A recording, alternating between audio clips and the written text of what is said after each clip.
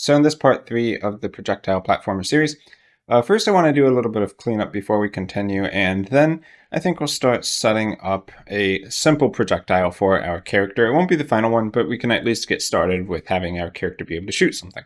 So first off, with 1 bit, generally the background would be a solid black color. But since the start, it's just been a gray, which is the default background color when you don't have any tiles showing over it or any background images. So if we want to change that, we can go up to Project Settings, and I think if we search for color, we should be able to get it.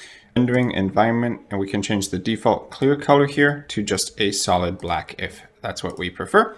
So if we think that looks good, we can do that. Or we can try changing it to something else too. It doesn't necessarily have to be black. 1 bit just means that you switch between 2 different colors. But I think we'll go with the black for now. So let's close that. So after setting it to black, I'll just close that out. And just to make sure that it's running in game like that as well. Well, there we go. We have our black background. So as much contrast as possible with the white. Okay, now I want to jump over to the player script, and we'll see that we have the try jump and jump functions.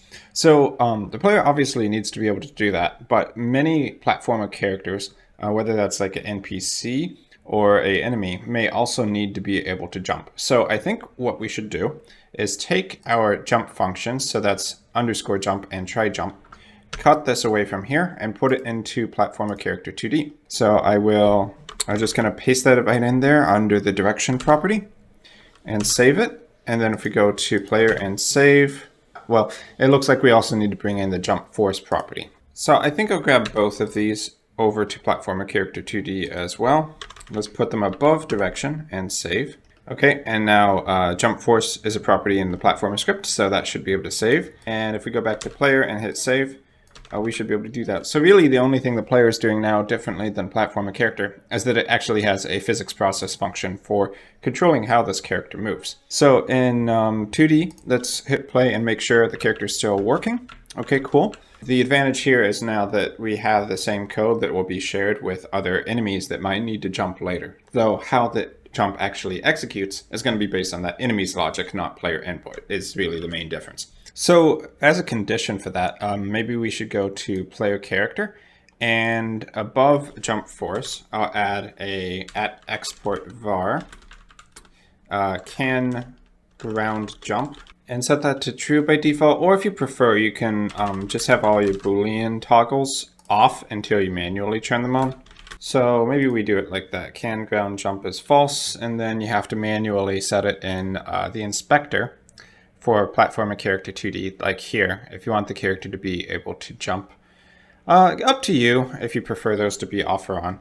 So as an extra condition here for try jump, we're going to want to put can ground jump and is on floor. So now if the character does not have ground jump enabled, then the jump is never going to work. This is also useful if you ever need to just disable this one function of ground jump, so that let's say there's a scene where you have a player that moves left and right, but for that scene you don't actually want him to be able to jump whatsoever, so you're restricting the player, then you can do that with this Boolean toggle as well. But also useful so that for characters who are platformer character 2Ds that shouldn't be able to jump, like let's say you have a flying enemy, then you can just disable it here. And you don't need to worry about the jump force or any of the other properties because it's already disabled. So that character already won't be able to jump even though the code is technically there for that character. So let's hit play and I'll show you that I hit spacebar and the character can't jump. But if I toggle it on here, then once again, our character is able to jump. So you probably want to save that property on in the player scene to just make sure our player can still jump. So now in the level view, if we look at our tile set, we can see that there's like a bunch of extras we can add to our scene. So we might want to do that for a bit. So why don't we rename the first tile map layer ground layer, and then I'll right click, add another layer. So that's going to be a tile map layer, position it above it. And then let's rename it and call it the foreground layer, as in the objects that are sitting in front of the player. So I just want to have these tiles in the foreground layer. So on foreground, make sure that the tile set's set to the platformer one. And then I'm going to select the tiles and just put them in where I want to have some trees. So I'm selecting 2 tiles at once so that I actually basically post both of them around the scene, and we can have like some random foliage. If you want to kind of go randomly between these, you can select all 6 and then click the random button. And then when we left click a tile, it's going to randomly put in one of those 6 types of foliage. You can also set probabilities on the foliage if you want. I think you do that in tile set, and then you go to, let's see, paint, property editor, probability. And if you set the probability to something different than 1, it's going to show up more or less depending. So if you have a higher probability, like 2 or 3, then it's going to show up 2 or 3 times as much if you're randomly generating compared to a tile that has a 1.0 probability. And obviously you can go below 1.0. For right now, I don't really think that's needed. Just wanted to show that. So yeah, this is helping a little bit. Now, I also noticed that these tiles here look a little awkward with the trees. So I'm almost thinking that this isn't actually supposed to be the ground tile, to be honest. This is my first time working with this specific tile set. So maybe we need to set up some of these, because this looks more like it would be the ground for what goes under the tree. So let's go to ground layer on the top left, tile map, and then we'll select these tiles here and just kind of draw there and see if that's a little better for us. Of course, there's some other types of tiles we can choose, but let's kind of see what works for us. And we can set up a terrain again as well. So if we want to do that, we should add another terrain in the inspector for ground layer. So down here for terrain sets, let's add one, and I'll call this ground 2. I don't really know precisely what we should be calling these, but we can rename that terrain later if we need to. So to set up ground 2, we'll go over to tile set at the bottom, paint, and instead of probability, we're looking for terrains, and terrain set 0, ground 2. So we can set all of these. Okay, so you might notice that this set actually has a bunch of other pieces as well. So let's basically select all of these. And although it looks like there's nothing inside of here, I think we still need to set the bit mask to the inner pieces, not the outer pieces, because this is still on the inside part of the terrain that we're trying to auto tile. So it should still look like this, and we might need to create a manual tile there for like the blank space, but we'll come back to that in a second. And then this goes down like that. This is just a one piece in the middle, and then over here like that. And you can right click to remove if you make a mistake, but I think that is basically how our bit mask needs to be, minus this one tile. So to set up that one tile, let's click it just in setup and then one click. Okay, nice, that was easy. And then we add it to our ground 2. And then this will be our centerpiece. So we want to go to tile map now and terrains, ground, and let's drag over the space where we had previously set the dirt tiles. So kind of like that. And we can see that's going to be our ground. Now, obviously, this means that there's a lot less inside, but maybe that's actually preferable. Okay, let's try getting this bit in here. And I'll left click and go up the edges. Still no corner pieces, but that's okay. And to make the bottom like way further under, I might use the rectangular tool and just drag this further too as well.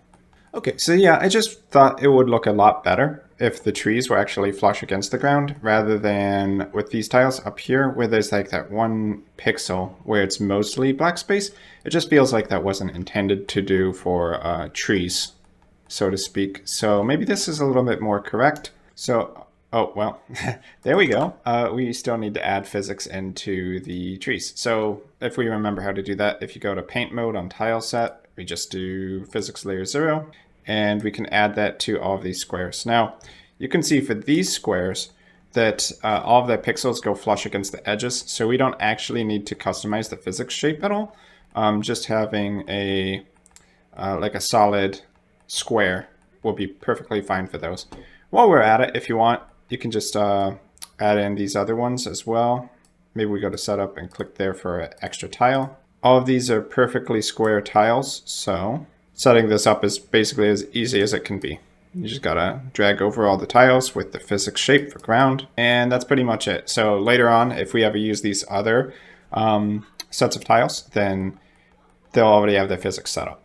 And now you can hit play, and have our character move around the scene. If we want, we can turn off visible collision shapes and then restart the scene and kind of see a bit more how it's actually going to look. So not too bad.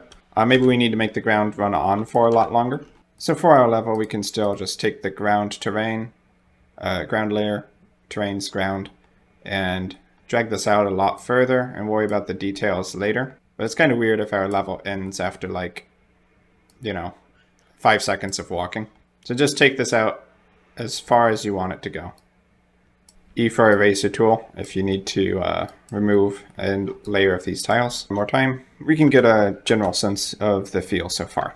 So pretty much where we need to be to start setting up some other mechanics and probably some basic enemies. So I'm going to jump into our player scene. And for our player, when we are setting up a projectile, we're going to want a launch point for the player. So I think by the end of the series, what we're going to do is make it so that the launch point actually follows the mouse cursor. So it'll be a distance away from the player, but rotated around in a circle so that we can kind of shoot in all directions depending on where we aim the mouse. And maybe we'll put a little sprite for that too. But let's right click for now, and I'm going to add a child node. So this will just be node 2D, and I'll call it something like suit position, or maybe positioner. I think I like that a little better. And I'm going to hit W, and I'm just going to move this away from the player. So this will basically be the point where we instantiate a projectile from whenever we are pressing our shoot button, which I think we already set up in project settings import map. So we have the import there. Then we just need to press the button and make sure that we execute the shoot action.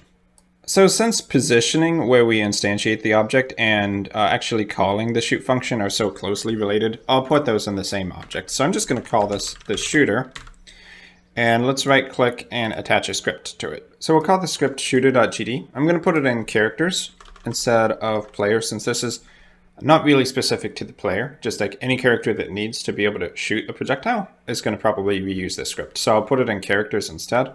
And let's call the script shooter. So our shooter class is going to launch projectiles when try shoot is called successfully.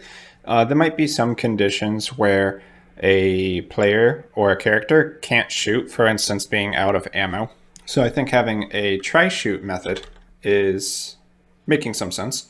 So we'll have a function try shoot, which is going to return a Boolean. So for now, I'll just have it return false because it's not implemented. If you want to be fancy, you could say something like push error and then not implemented too, which will put an error in the console log whenever you call this function and just make it very, very clear that you haven't written the code yet. Then we'll also have function shoot underscore shoot, which when try shoot conditions are met, will shoot a projectile. And then in order to shoot something, we need to know what our projectile is. So I'll say export var projectile, and this will be a projectile class.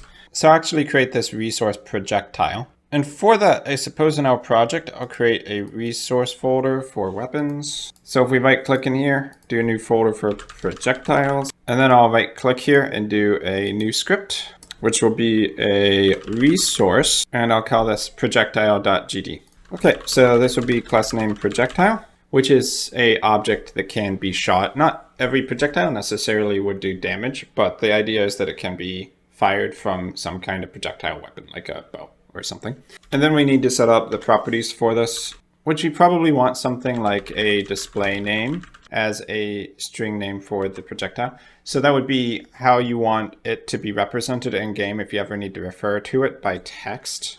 We could say that each projectile can have an icon, which I think is a texture 2D. And it's going to need a scene to instantiate. So export var scene, a packed scene. So whenever you instantiate a projectile, you're instantiating a packed scene. So when we're thinking of a packed scene, you should think of whatever you build in the scene editor, all of the nodes under it, when you save it to one file in your project as a .tscn. So then you can create copies of it by doing the packed scene.instantiate and then add it as a child to your scene and position it where it needs to be. So this might be the basics of what we need. We can always add extra properties to it. So let's go to shooter and Control S here to save it. then in shooter and the inspector, we should be able to see it as a exported variable. But currently I don't. I'll actually reload the player scene in the hierarchy, so player.tscn, and see if it pops up there. Okay, still doesn't. I'll even try reloading the project. Okay, and this time it actually loaded. So you can try that if it wasn't working for you. So we need to set a projectile in the shooter in order to have something to launch. So let's create a new projectile here. Remember, projectile is a resource. And we'll give it the display name basic, I guess, basic projectile. Icon, well, we could select a atlas, right? So I'll do new atlas texture. And then from the atlas, we want to quick load the monochrome tile map package, and then edit region to select what we want as the icon for our projectile. So I'll change this to grid snap, and let's zoom in here.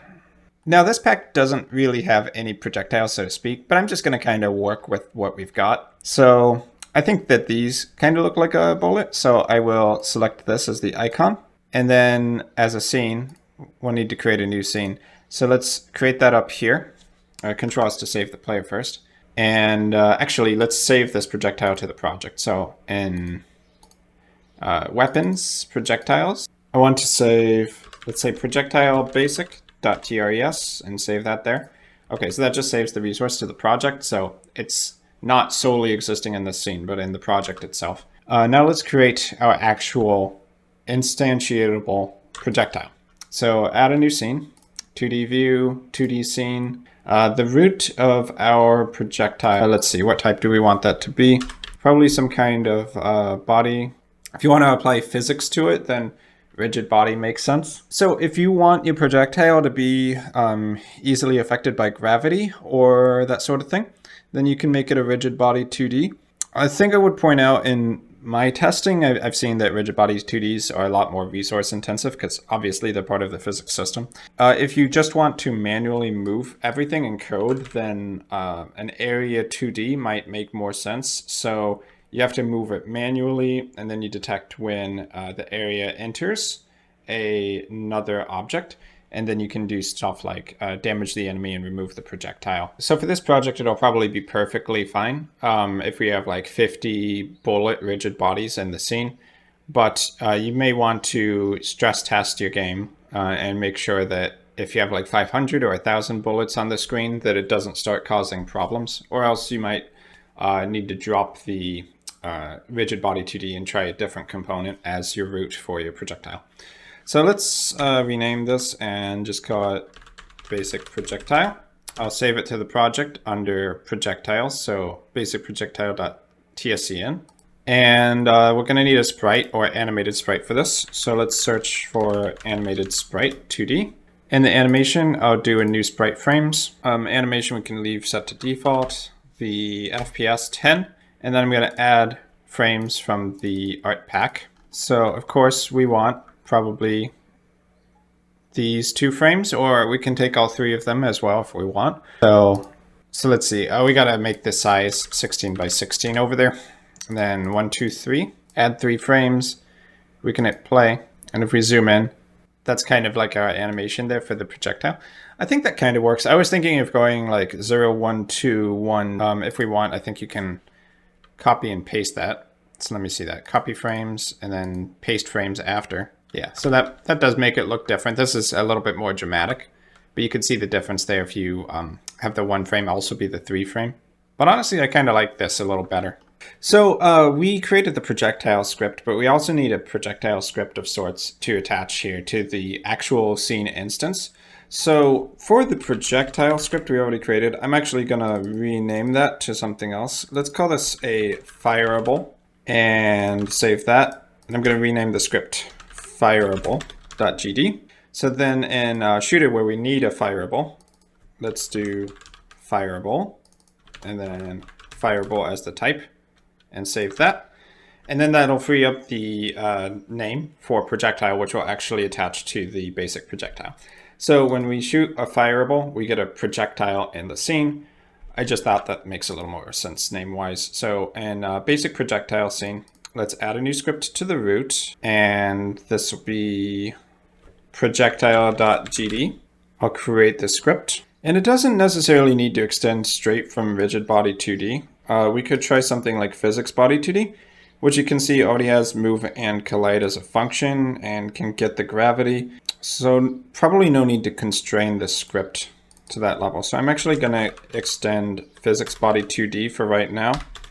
And we'll give it the class name Projectile. And in a sense, the projectile is going to be a moving object launched from some source that can collide with other objects inside the scene.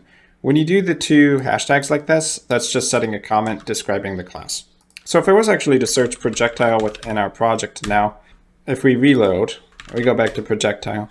Okay, so for our projectile, we're going to need a move speed. So export var move speed is going to be a float. And let's set that to something like 300. We can also make this at export range like we did with the other properties. So at export range, and this would be 0 to 300, 0.2 or greater. Control S, and then that gives us this little slider bar, and we can't go below 0. So we'll reset that to 300. And so when our projectile enters the scene, we want to set the speed or the velocity of our projectiles. So I guess we can do function ready. And we want to take, let's see, do we have velocity on this? Or does velocity actually only exist on a Rigidbody2D? So for a Rigidbody2D, you would actually use linear velocity. You can either set that directly if you want to manually override the speed, or you can add forces to the rigid body with like apply force. So basically, it'll take the mass and the amount of force and use that to calculate how much extra speed that gives the object. So rigid bodies can get a little bit more intricate in that way, but we can keep it simple on the launch. But we do have to make it extend a Rigidbody2D now, because linear velocity is of the Rigidbody2D class, not the Physicsbody2D class. So we'll say linear velocity is equal to, or we should say linear velocity.x is equal to the move speed. And the way that we will basically control the projectile's movement in non-left, right, x values is that we will rotate the object. So even if it's moving on left, right, if it's rotated a certain number of degrees, then it will actually be moving in terms of game space at an angle.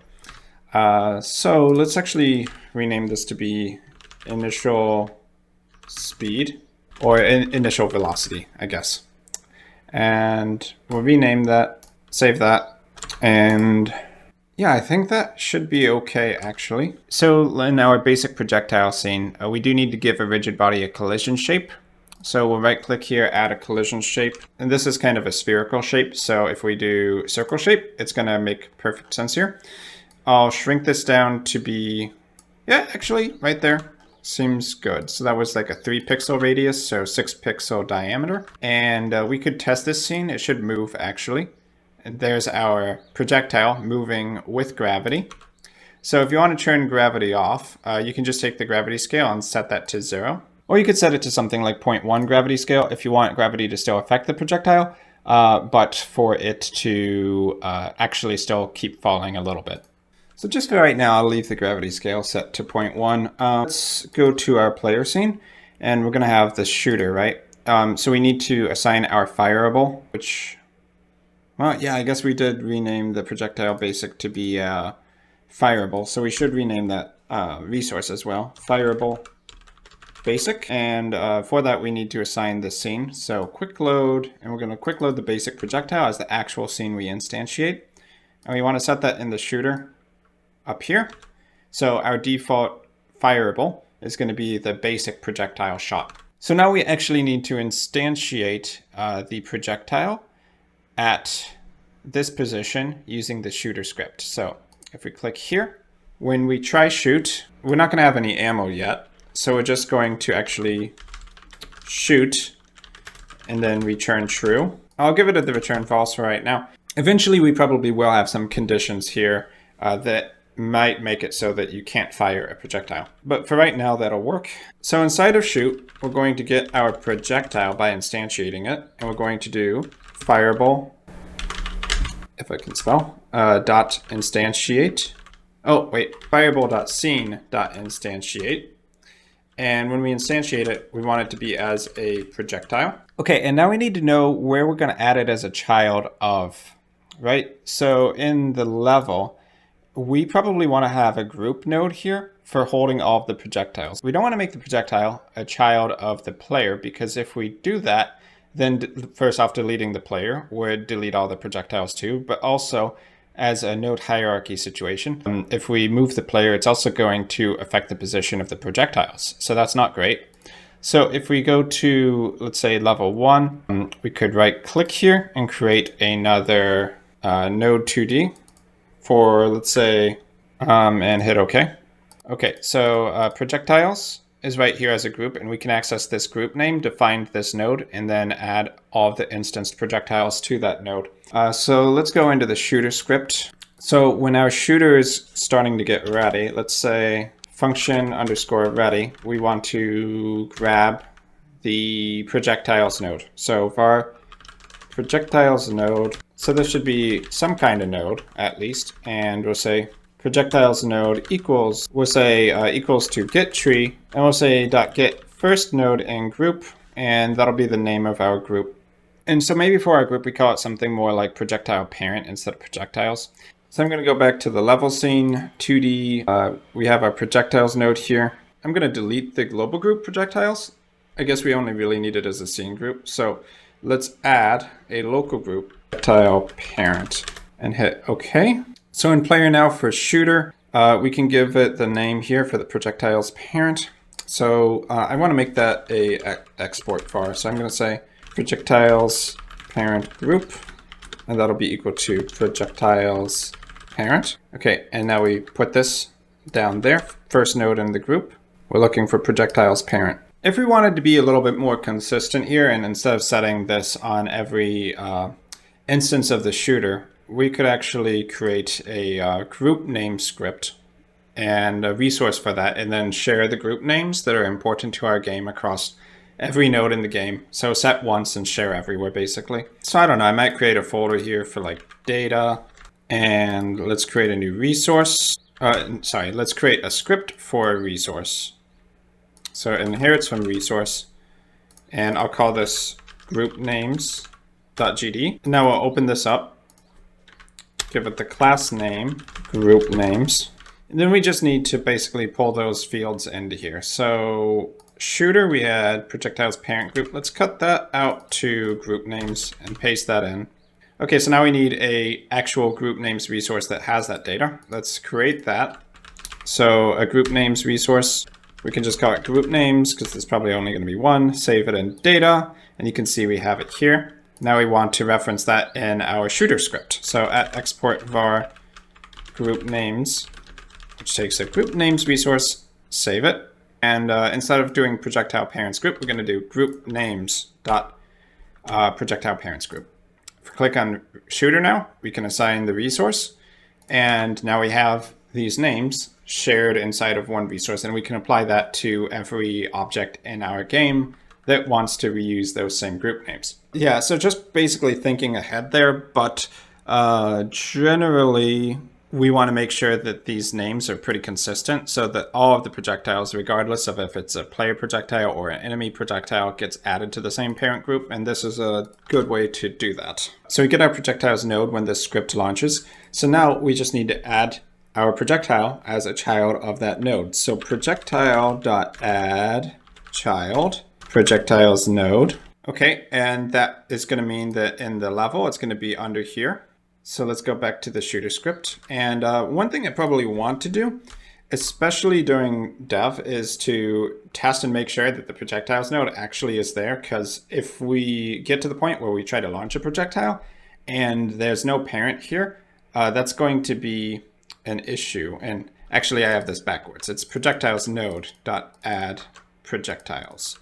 So if you want to make sure that something is true, and basically to immediately interrupt the game during development mode, but not during a published version of the game, then you can use the assert keyword, and we can give it a condition. So basically, if the condition is not true, then it's going to break at this line and immediately let you know something's wrong. So I'll say projectiles node is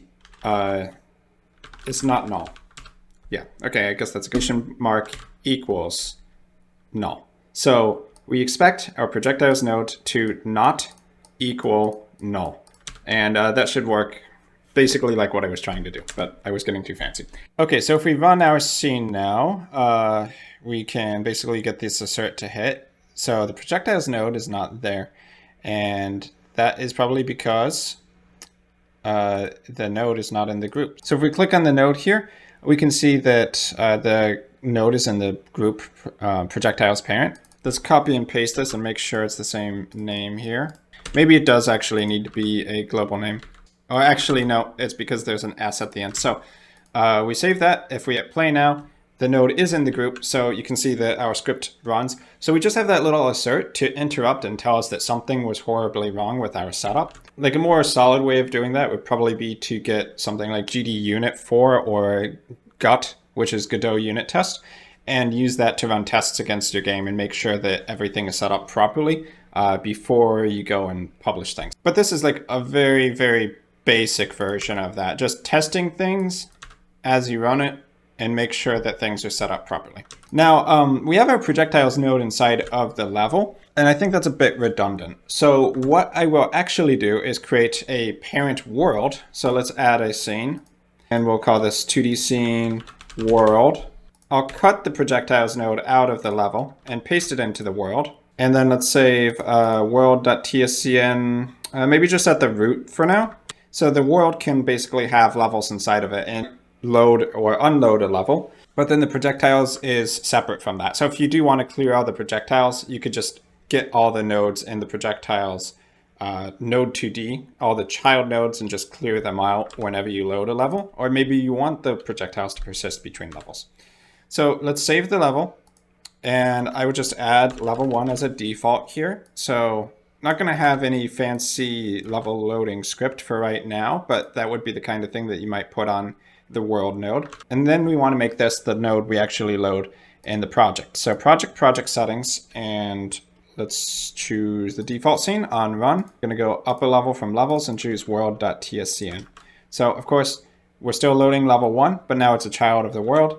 And we only need this one projectiles node for our entire game because we're going to be loading and unloading levels, but the world is always going to persist, which means we only need one projectiles node, or projectiles parent node. Okay, now we just need to wrap up with the shooter script. So we added the projectile to the projectiles node parent. Okay, so let's select this and actually rename it to be projectiles parent rather than projectiles node. Okay, just keeping it a little bit more clear. And once we add it as a child to the parent, we want to set its position to where our shooter is. So in our 2D view for the player, that's right here. We want to instantiate our object at where the projectiles base node is right here. We want it to be instantiated at the position of our shooter, but we do want it to be a child of the projectiles node so we can manipulate it here in terms of hierarchy. So the way you do that is just that we get the position of the shooter node and we set that to the projectiles position. So let's see, right here we want to take projectile.global position and we want to set that equal to the global position of this shooter script. So that means that the projectile is going to appear right here. And if we move the shooter around our player, then it's going to change where the projectile instantiates. That is probably most of what we need here. Now we go to player input and we set up our event handling for when the shoot button is pressed. So if event.isActionPressed is actions.shoot, then we're going to do shooter.tryShoot. Okay, of course that means we need a reference to the shooter. So up here at export var shooter is of type shooter. And if we set that on player input in the inspector, let's assign that node. Then now when shoot is pressed, we should be able to shoot with our shooter. Once again, we come in here, that's going to immediately call the shoot function, which instantiates the projectile and sets the global position. The projectile itself is going to be setting its initial velocity. So now that we have a projectile set up, we can go ahead and hit play. And a lot of things going on here, but if we left click, you'll see that the projectile launches. Because it's a Rigidbody2D, it can be affected by gravity and bounce off of other physics objects. We can even launch a bunch and they'd be able to kind of stack here. We can jump on them. They are a physics body. So unless we disable the collision layer that they're on, we can actually jump on them and interact, which probably isn't what we want for our basic projectile, but interesting things to think about going forward. Now I do want to add in the basic mechanics of, okay, it hits an enemy, it removes itself from the scene and all that, but this tutorial is going on really, really long. So that is going to be what we're going to cover in the next video. For right now though, we should have a shoot button that works. It should instantiate the projectiles. And to just double check, if we look at our remote view under world and projectiles, we should see all of our projectiles pop up here. Now, they give it a default name that you might not prefer. So you can set the name when you instantiate the projectile as well. So I guess that'll be the last thing I'll do here, and then we're wrapping up the video for sure. So in Shooter, when we create the projectile, let's take the projectile.name. All nodes have a name, and we're going to set that equal to the fireable.displayName. So if we hit play now, and we launch a bunch of these, then you'll see that they're all called basic because that is the display name of the projectile.